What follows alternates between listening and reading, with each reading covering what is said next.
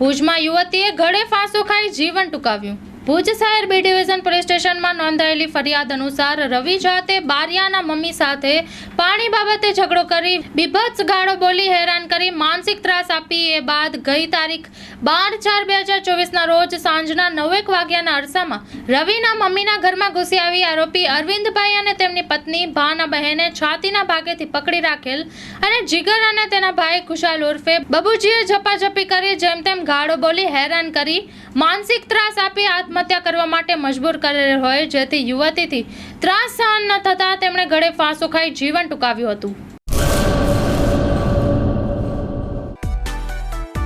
માં motor driving, safe and sure driving.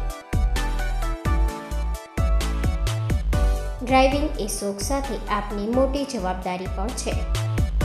અમારા instructor દ્વારા સચોટ અને સરળ માર્ગદર્શન